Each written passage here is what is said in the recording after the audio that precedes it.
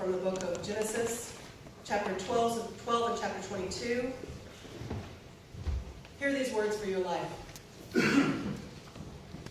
The Lord said to Abram, "Leave your land, your family, and your father's house for the land that I will show you. I will make of you a great nation and will bless you. I will make your name respected, and you will be a blessing. I will bless those who bless you. Those who curse you, I will curse. All the families of the earth will be blessed because of you."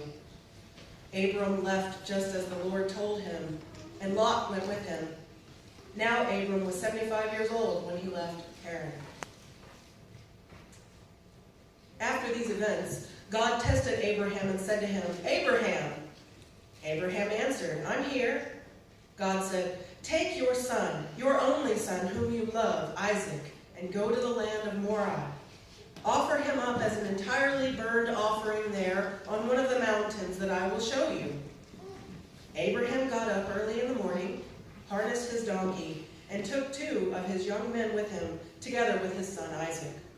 He split the wood for the entirely burned offering, set out, and went to the place God had described to him.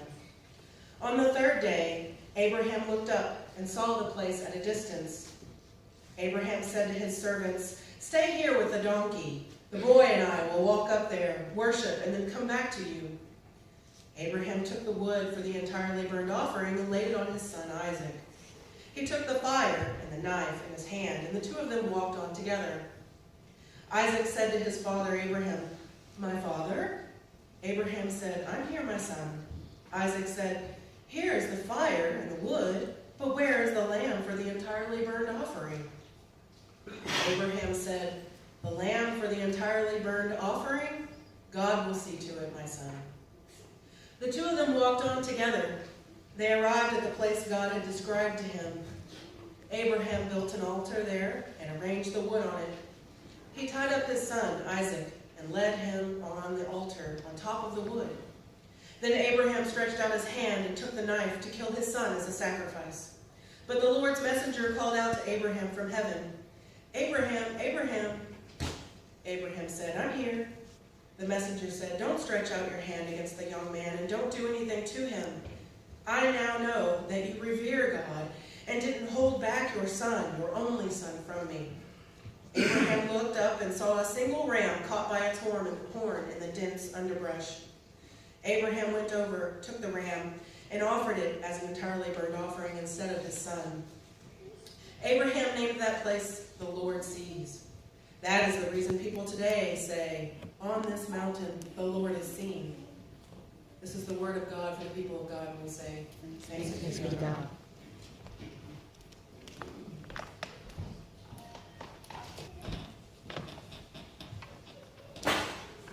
Will you pray with me?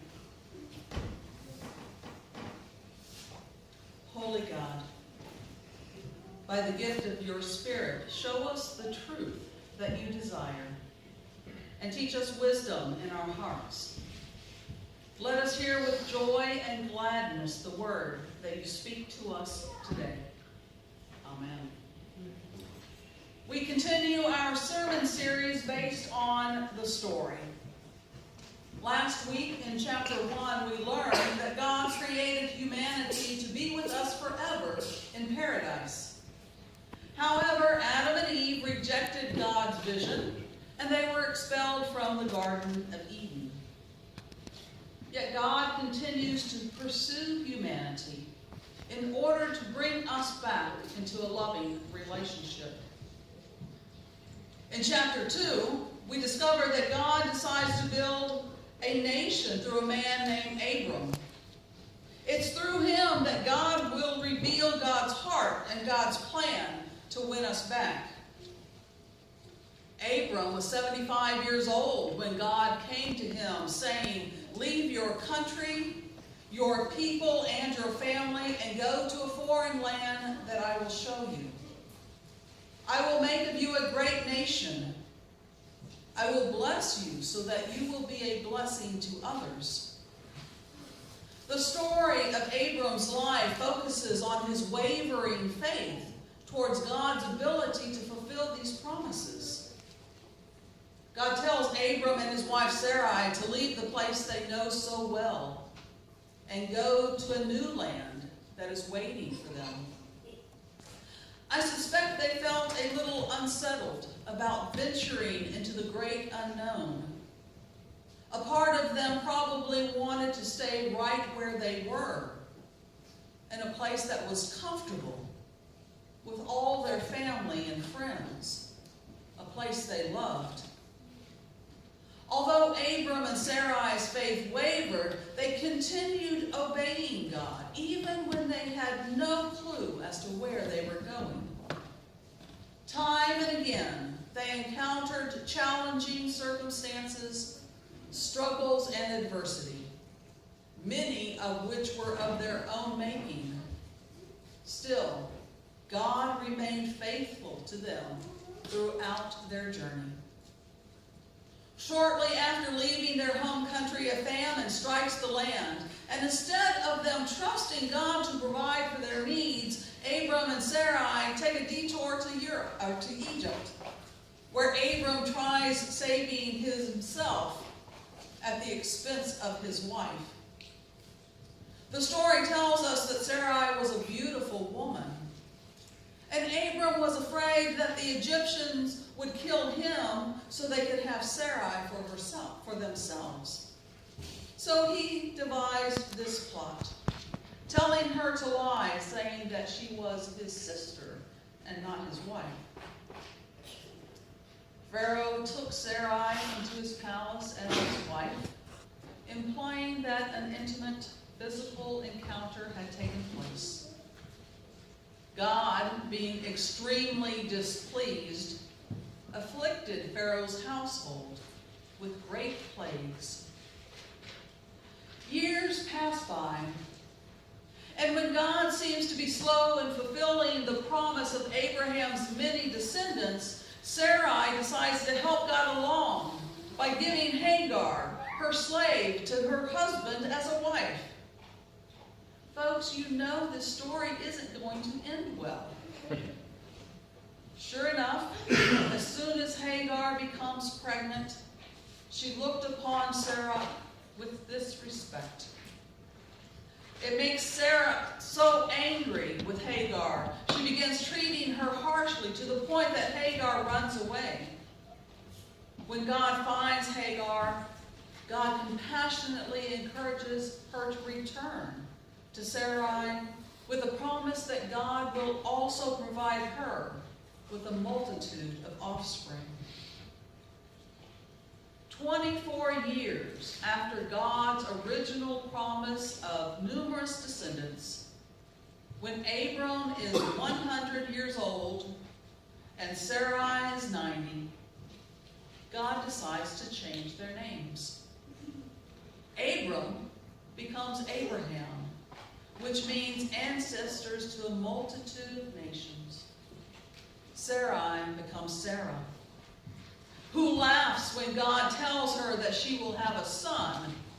How preposterous! A 90-year-old woman giving birth. And God instructs them to name their child Isaac, which means laughter. Surely God knew what God was doing by choosing Abraham and Sarah as the parents of a great nation. After all, having a child after reaching your 90s seems like a perfect time to start having children. By waiting until they are old, way past their childbearing years, God shows that Isaac is a divine gift.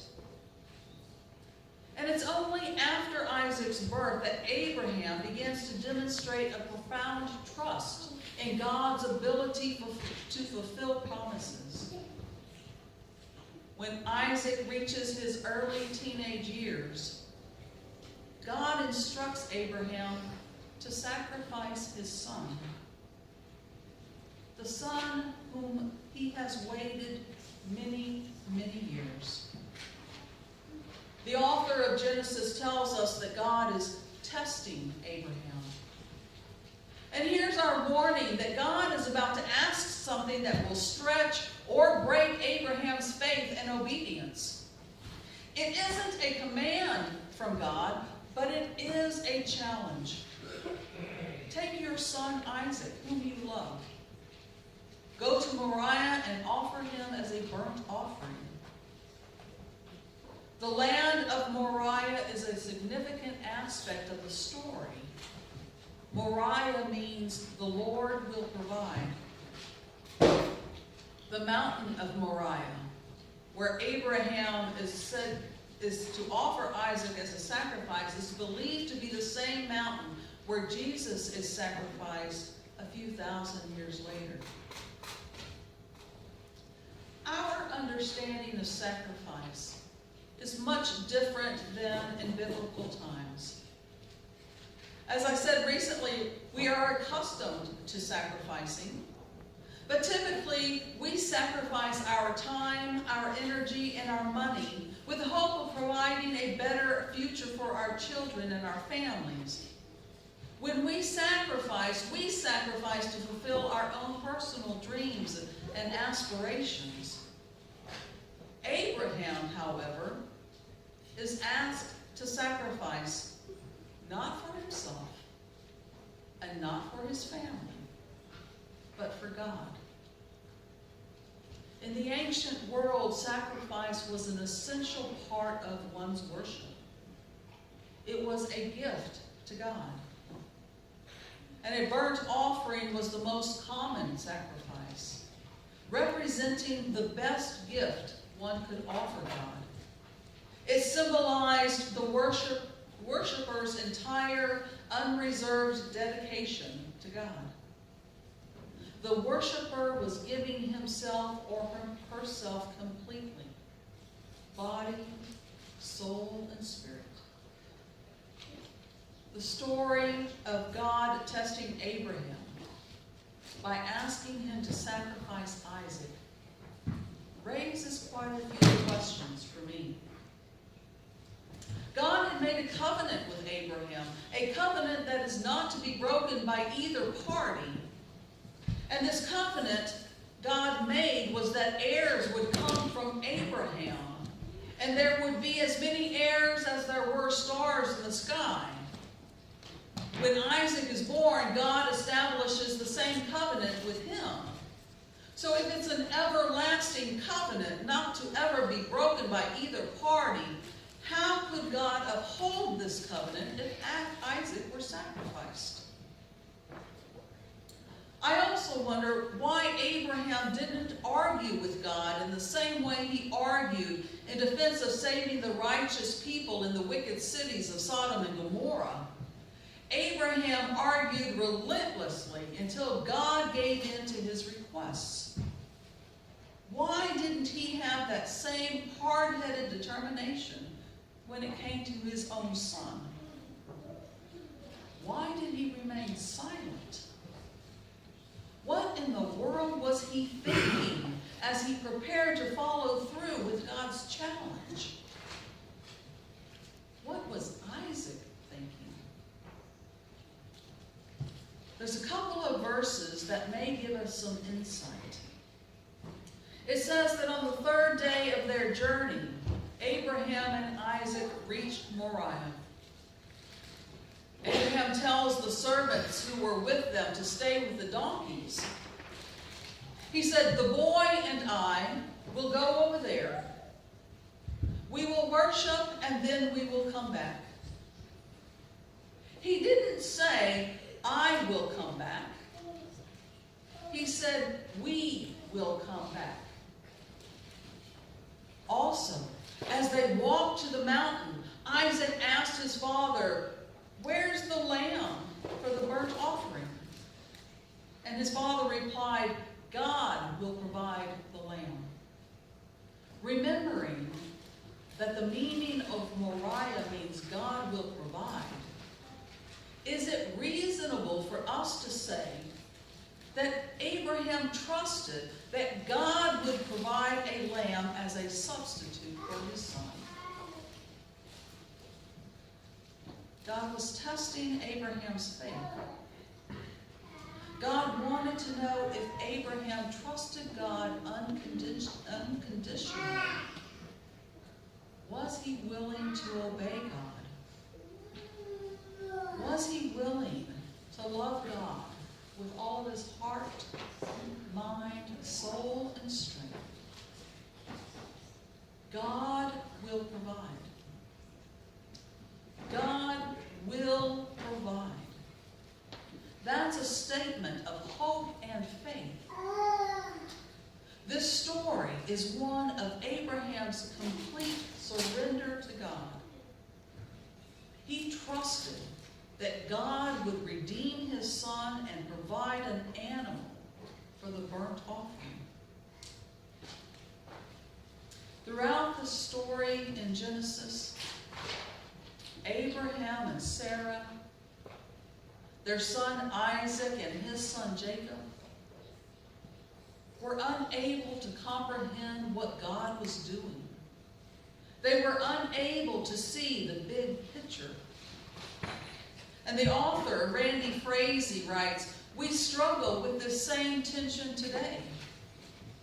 Our stories are often filled with doubt, confusion, trials, and temptations. There are times when doing things God's way feels foolish, naive, or out of touch with the rest of the world. In the midst of these challenges, we may also sense that God has become distant and silent. And like Sarah, we tend to become impatient and want to take over when we think God has forgotten God's promises to us. And we start to think that maybe God needs our help in moving things along. These are stories of faith. Even when we create obstacles and threats that would hinder the fulfillment of God's promises, it's in these stories and in our stories that God still manages to fulfill those promises, showing us that they are indeed gifts from God. God chose some very unlikely characters, ordinary people, to build a nation.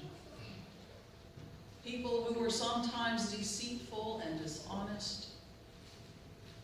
Yet Abraham and Sarah learned to trust God completely. And through them, God was revealed. God continues to use ordinary people like you and I. Neither our past nor our present disqualifies us from being chosen to do great works for God. It is through Abraham and Sarah, through you and I, that God's story continues.